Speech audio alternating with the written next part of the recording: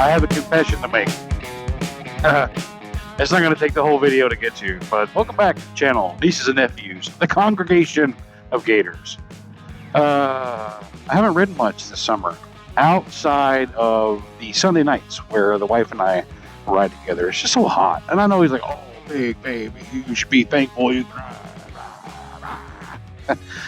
I get it, but sometimes, man, working around the dealership, just getting all, you're sweaty all day because you're in and out, you're moving, 30, 40 motorcycles a day, maybe. You're just covered, drenched in sweat from like neck to toe.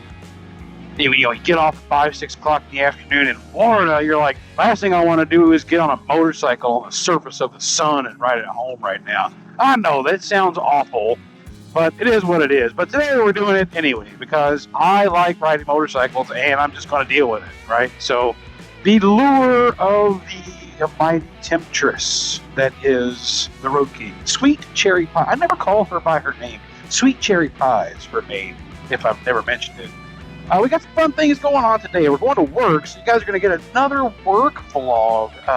You guys seem to like that last time I did it, but I'm not just doing it because I think you like it. I mean, I have to make videos to appease the audience, right? That's kind of my job as a court jester. So working at Birds, being on YouTube, having a small online presence means that sometimes people that have seen me on the internet come by to meet me. And it's always an honor. It's always very humbling to think, wow, people came here to see me?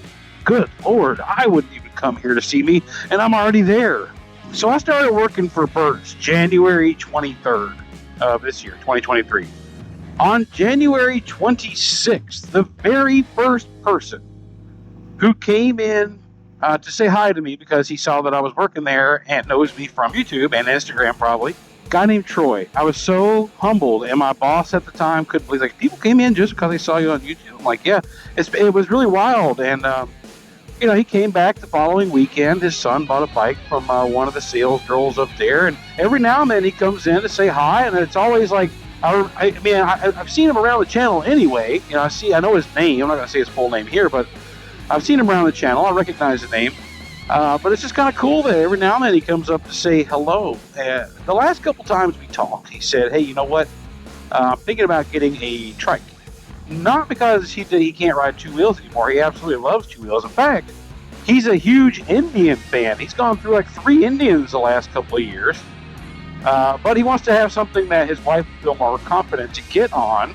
And so he's looking at having, his Indian Challenger and then supplementing that with a Harley Tri-Glide so he can ride around with his wife. So he's coming up this morning. We're going to talk a little bit more. He actually came up yesterday and we had a preliminary discussion.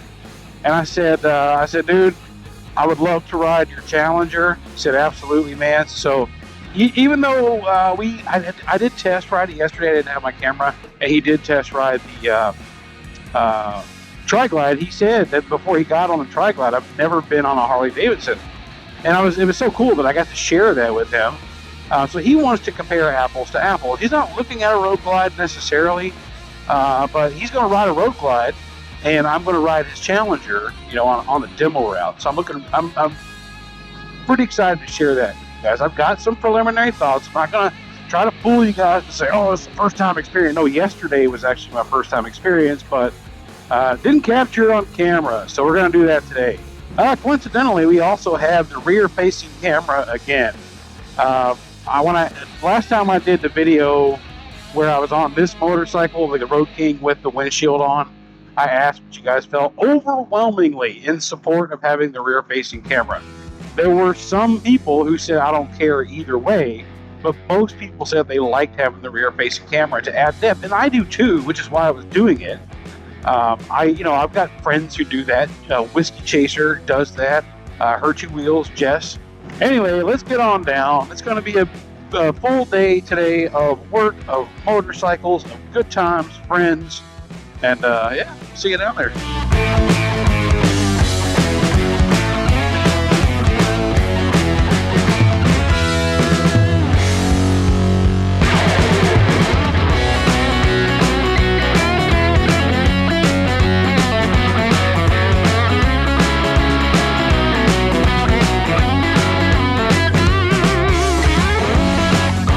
said it before, one of the best parts about coming to work and doing the YouTube thing is that sometimes I make new friends who come up here. And this is the guy we talked about a little bit in helmet on the way here. That's Troy. So Troy might be looking at this trike down here. But he said, Mike, I really want to ride a Road Glide compared to the Challenger. I get it. Totally get it. Good news is I get to ride the Challenger again. And you guys are going to see it firsthand. You excited about it? Absolutely. Hell yeah. Let's get this done, baby.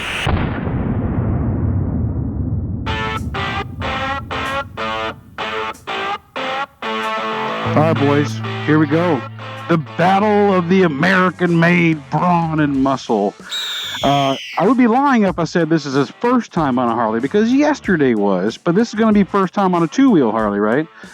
So we're looking kind of apples to apples. We got the Challenger, we got the Road Glide. What's it going to be? I'm going to ride his Indian. Normally I don't ride customers' bikes, but this one is just way too intriguing to pass up. So look at this fob, man. This thing looks, that's meaty. That's meaty. And it looks like you can lock and unlock it from here. Just like to see, is this an Elite? Dark Horse. So do they all have that, or just like the Dark Horse? All of the Challengers. Okay. Okay, they're stepping up their game. Okay, I get it. Look at it. Look how pretty this is, though, man. That's a good looking motorcycle. I'm not going to lie. We'll talk a little bit more about my thoughts and opinions on it as we go. So instead of having the big old ignition switch here, you got an on button. One touch start, that's a big thing. I like that a lot. Here we go. Side by side, two American war horses, 100% manufactured in the USA from scratch. Oh man, people get so uptight about that claim. Don't.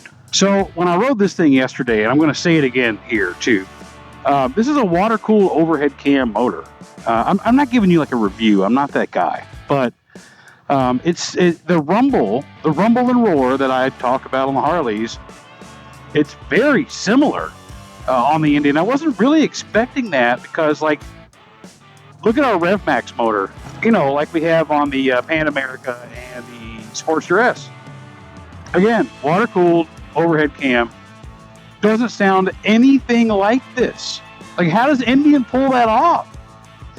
One of the cool features he showed me too is this. This is huge. This is huge. That's an enormous feature. Why doesn't Harley do that? I'll tell you why I think Indian has it and Harley doesn't. My own personal opinion. I'm not a reviewer. I'm not in the industry like that at all. Harley dominates this market, right? There's no question about it. And there, some people might speculate, oh, Indian's going to overtake. I don't think that's going to happen. I really don't. Indian just hasn't been around consistently enough since their claim to 1901 for a lot of people, myself included. I don't trust them. You know, you can't stay in business more than a couple decades at a time. You know, that leaves a bad taste. That's not me bad mouthing. I'm not bad mouthing. This is a great motorcycle. So no, I'm not bad mouthing it, but it's a taste that I'm like, I don't know if I really trust their longevity. So with that in mind, with Harley dominating the market in this specific market, American heritage, you know what I'm talking about, that market, not just the touring market. You got other competitors there, obviously. You have to go above and beyond in order to make your product visible and viable as competition to Harley Davidson. You can't put out the exact same thing, because if somebody's looking at, you know, hey, here are two motorcycles that are the exact same, then sure, you're going to capture some market. You know, you're going to capture some people that say, I'd rather have an Indian just to say I don't have a Harley, or just to be different. And I understand that too. Part of motorcycling is some individuality that comes with it, you know. So you got to have things like this windscreen that comes up and down. You've got to have your, you know, keyless entry on your bags that's only available on CVOs for the Harley. You got to have a much more intuitive infotainment center. You know what I mean? These two gauges are very similar to what Harley has, but this is pretty intuitive. This thing's nice. I don't think it rides any different. I don't feel like, it doesn't feel like, oh, this is a night and day difference between the Harley. No, it's a touring. They're both touring frames with a fixed fairing. It feels, you know, identical. Wonder how he feels back there. We're gonna get his unbiased review once we get back for sure. One thing that I will maintain is that I do believe that water cooling is the way to go. Harley knows that. You know, we have the water cooled heads on the limiteds now. I think that was to kind of test the waters to see how people were going to take it. You know, they tuck it away to make it not so obvious by putting them in the lowers, but water cooling's the way to go. You know, air cooled, even oil cooled provides some, relief, but it's not the same. Air cooled is definitely an outdated technology, and in today's ever growing society, if you live out where you can always be on the move, sure, air cooling's fine. It really is fine. But if you're in an urban area, urban-ish, you're going to be stopping a lot, and that wears down your motor a lot. All right, here we go. Ready? Oh, holy shit, this will knock you back, baby. Woo! Okay. Holy moly. I mean, if I get on a Harley, it'll do the same thing, but there's still a thrill when you're on a motorcycle that's not yours. Twist the throttle and it throws you back. Oh, man, you ain't got to twist my arm, but if you did, the throttle's right behind it, baby. The limitations of my Road King. Like, I have a fuel range, and I have a gear indicator here. I can look at those kinds of things if I have, if I'm on a touring bike other than a Road King. But it's nice looking at both, because I do like both of those features. Electronic, range. You got a button back there that'll cycle through, tells me what everything is. That's so neat, man. So neat. Your current ride, 21 minutes. Navigation's on here just like it is on Harley. It's taking a little while to load. I think Harley loads a little faster, but I mean, realistically, I don't like onboard navigation that much anyway. Like things come stock on cars or motorcycles, because if the map's outdated, you have to figure out, you have to get it updated. I don't like that at all. If you can use something like CarPlay or Android Auto on this, it's in my opinion, much better. There's your music source. Oh, this is a good one. Oh, I like this one, man. It gives your speed, your speedometer. You get your range miles. It shows where you are on the map. And it looks like if I had something connected to play music, it would display that there.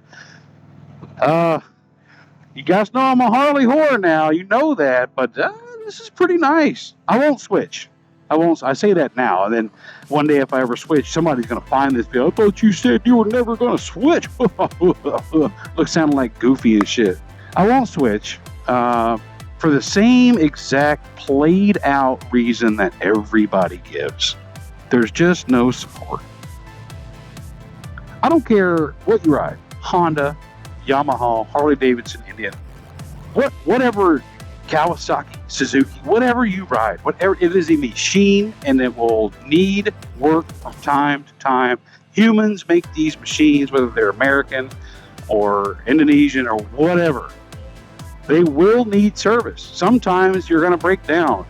Not I don't have any wood here, but you know what I'm saying. So, if I'm riding a Sturgis, which I've never done, I want to. And I break down in the middle of bump nowhere, and I look to see where is an Indian, somewhere I can take my Indian to be serviced.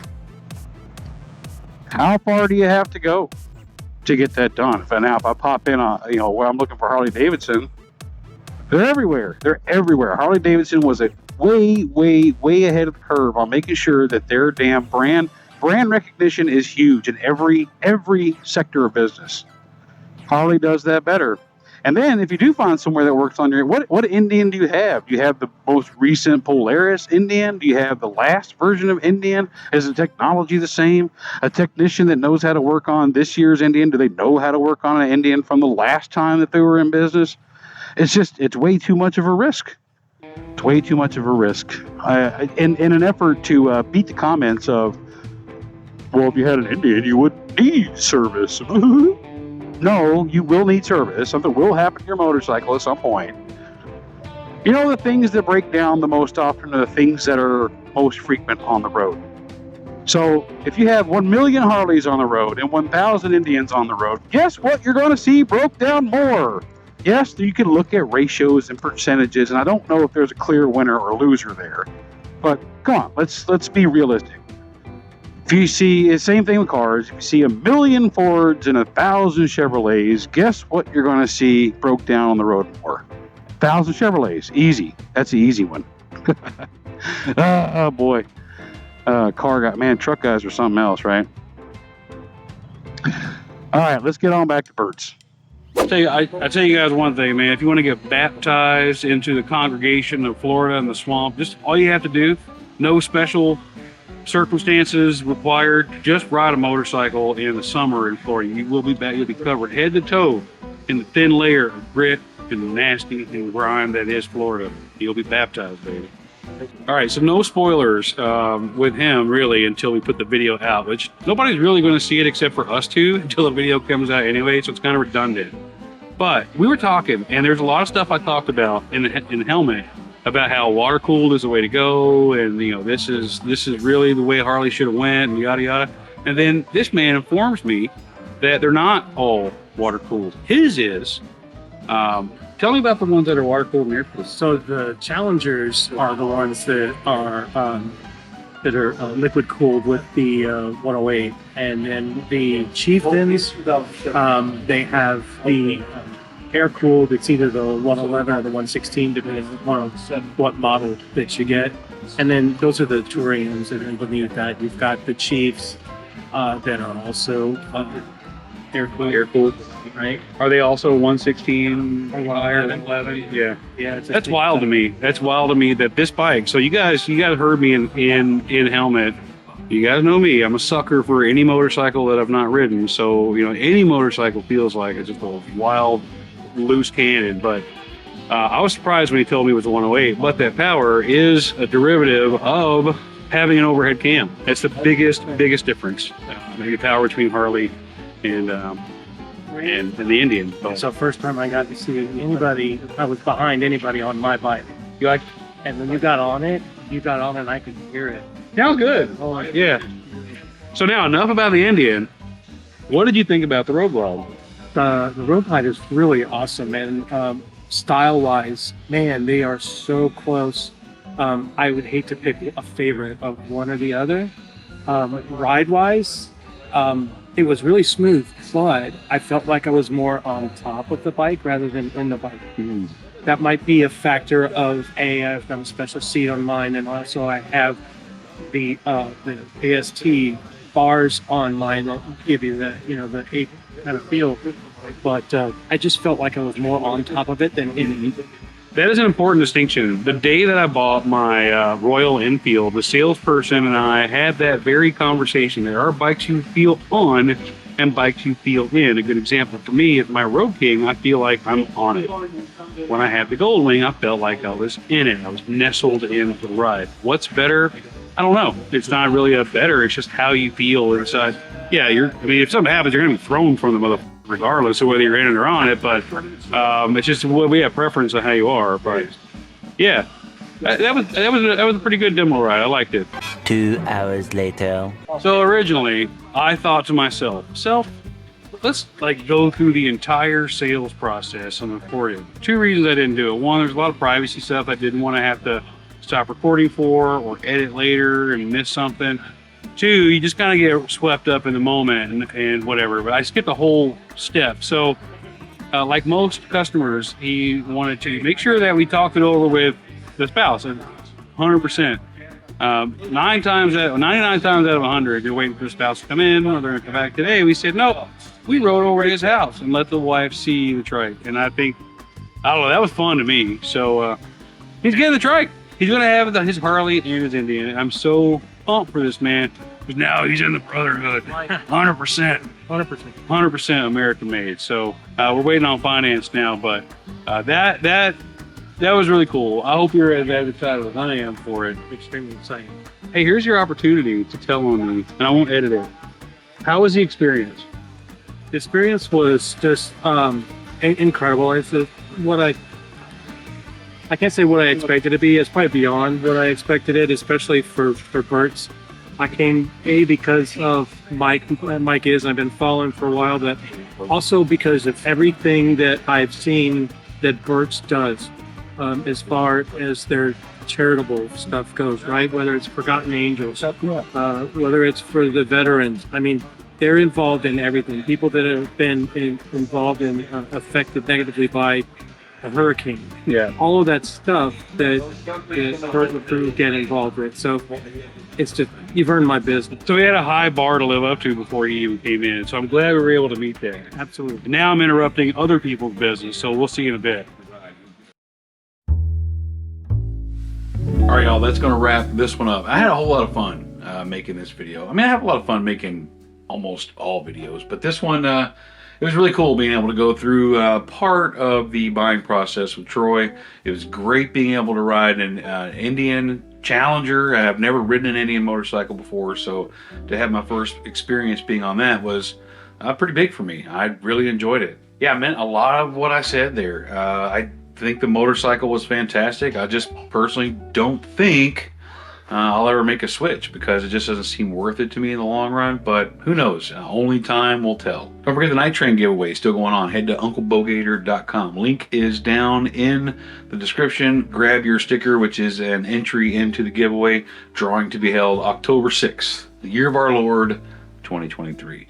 But thanks for coming along for this video and for all videos. And until next time, we'll see you later.